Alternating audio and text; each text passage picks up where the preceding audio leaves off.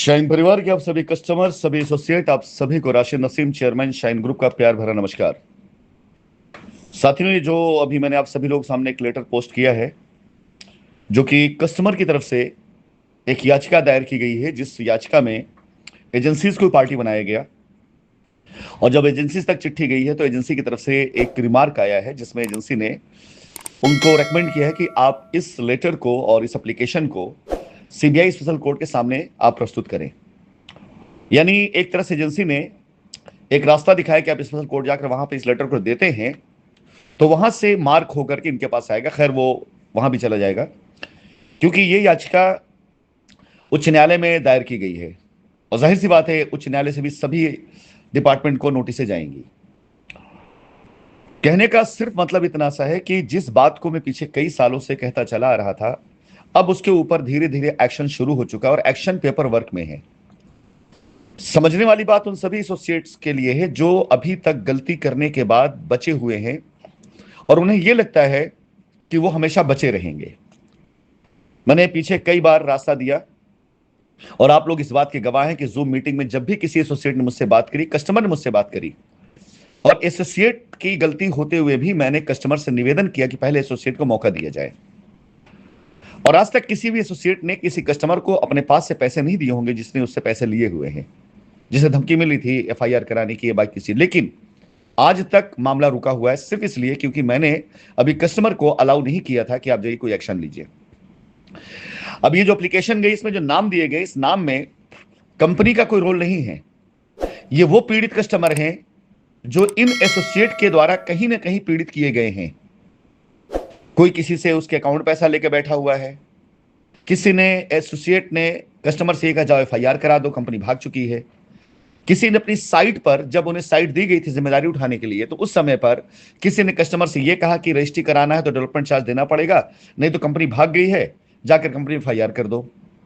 यानी ये सारे के सारे नाम कंपनी की तरफ चिन्हित किए नहीं है, बल्कि एसोसिएट ने जो उनके साथ गलती की है, जो उन्होंने उनके साथ गलत कार्य किया है। तो जब कस्टमर ने जाकर के अभी अपने डॉक्यूमेंट जमा किए, कस्टमर ने जाकर के अभी अपनी रसीदें जमा करी, तो कस्टमर की आप बीती है जिसमें उन्होंने आप सभी लोगों का, जिनके इसमें नाम दिया गया, उन्हें अभियुक्त बनाया है और सबूत के साथ दिया गया है।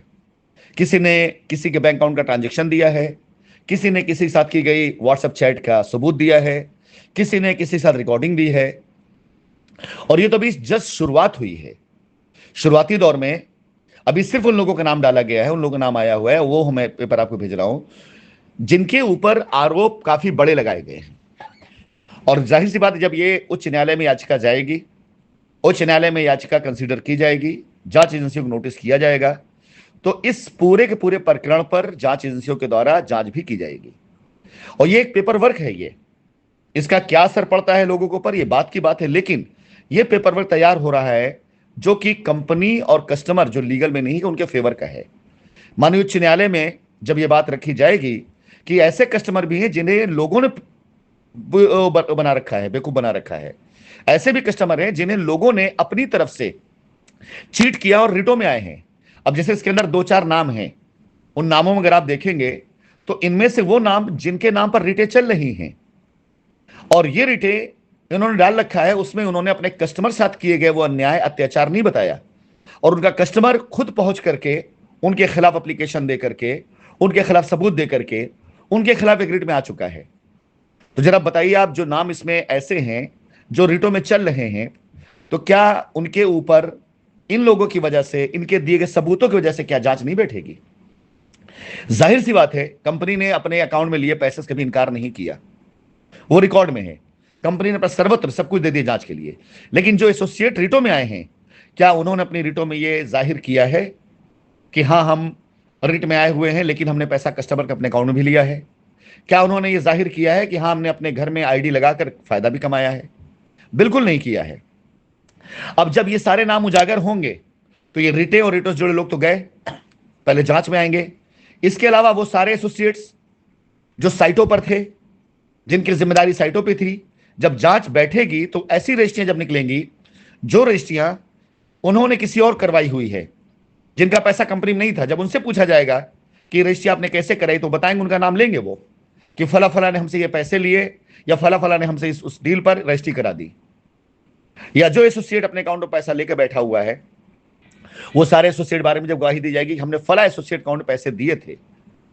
तो साथियों, ये शुरुआत हो चुकी है उस बात की जो मैं पिछले 2-3 सालों से कहता चला आ रहा था, और ये जस्ट शुरुआत मात्र है। अभी ये पहली चिट्ठी आपको मैंने शेयर करी है, अभी पीछे करीब करीब 10 चिट्ठी आएंगी। ऐसे 400 से 500 से ज्यादा एसोसिएट्स के नाम होंगे, उसमें सबूत उनके खिलाफ होंगे, और ये सारी रिटें कोर्ट पहुंच चुकी होंगी 15 अप्रैल से पहले पहले, और इन सब की सर्टिफाइड कॉपी सुप्रीम कोर्ट में लगाई जाएगी कि योर लॉर्डशिप आप ये भी चेक कर लें कि कैसे कोर्ट हाई कोर्ट को अंधेरे में रख करके उन लोगों ने जिन्होंने हाई कोर्ट में सबसे बुरे इल्जाम लगाए, जिन्होंने सबसे ज्यादा कंपनी पे उंगलियां उठाई, उन लोगों ने कैसे दूसरों साथ चीट किया हुआ, फ्रॉड किया हुआ है। और अभी ऐसी कई रिटें बाकी हैं, कई नाम बाकी हैं जो आप लोग जानते हैं कि उनका नाम भी आएगा, आने वाला है। हो सकता है आप में से कई कस्टमर तक ये मैसेज जाए तो लगे कि मैंने जिनका नाम दिया उनका नाम नहीं आया। बिल्कुल सबका नाम आने वाला, बिल्कुल चिंता मत करें। ये पहली चिट्ठी जो मैंने भेजी है, लेकिन शुरुआत अब हो चुकी है, और यह शुरुआत उस अंत की शुरुआत है जो जून से पहले पहले मैं खत्म भी कर दूंगा, कंपनी को क्लीन चिट भी दिला दूंगा, गुनहगारों के ऊपर एक्शन भी करवा दूंगा, बेगुनाहों को जेल से छुड़वा भी दूंगा, कंपनी को रिस्टार्ट भी कर दूंगा, और अपने हर एक कस्टमर को उसकी लायबिलिटी से मुक्त भी कर दूंगा।